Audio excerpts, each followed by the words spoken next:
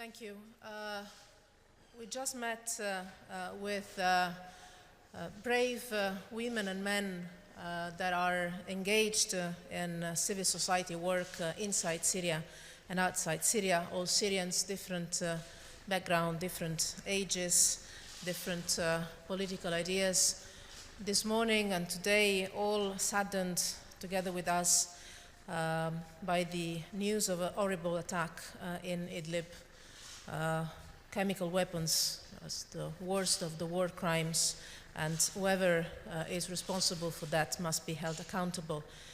We have talked about that with the representatives of civil society, and not one single of them avoid to mention the need to work on accountability and responsibility. If I can pass a message that we share with them is that impunity is not an option, especially in front of these terrible scenes we are seeing today.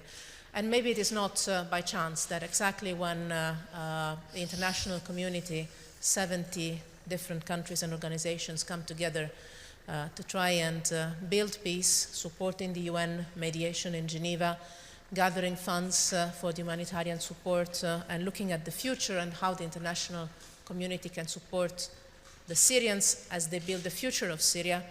Maybe it's not a chance that it's right in a moment like this that such attacks come. But we have the responsibility, together with our Syrian friends, to stay strong and continue working for peace.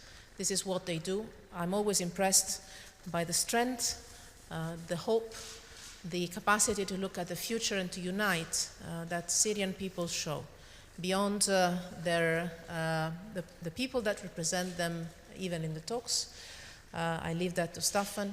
Whenever I meet Syrians, women and men, they acknowledge their differences, but they manage to look together at what they can do for the future of the country. And here today we heard the strong determination of all of them.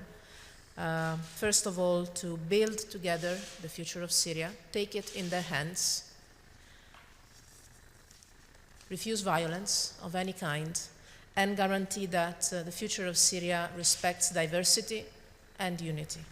And I think this is the basis of common sense, but also the heart that the Syrian people express today. And tomorrow at the conference, together with the United Nations and, as I said, 70 different delegations from around the world and international organizations will try to give an answer to this, try to do our part of our responsibility, supporting the Syrians to try and find their way to their own future with humanitarian help, with the support to the political negotiations in Geneva that are for us the only way forward, and also starting to look at what the international community can do in the future to reconstruct a country that will need to be reconstructed not only from a material point of view, but also that's self-evident from the point of view of living together and rebuilding trust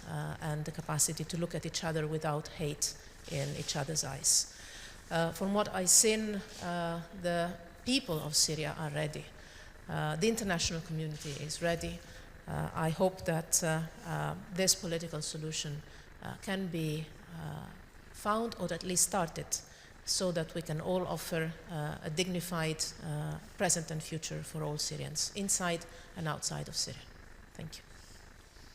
And I didn't mention how great it is to work, as always, not only with the United Nations. The European Union and the United Nations are more and more natural partners in this difficult war, but also with Staffan de Mistura that is doing a remarkable job as the UN Secretary General Special Envoy, with patience, determination, a diplomatic capacity that very few people have in the world of today, and finding or trying to find some common ground even where it seems impossible. I think we all owe him a lot in these difficult times, and tomorrow I will be honored to open the conference together with the Secretary General, Antonio Guterres.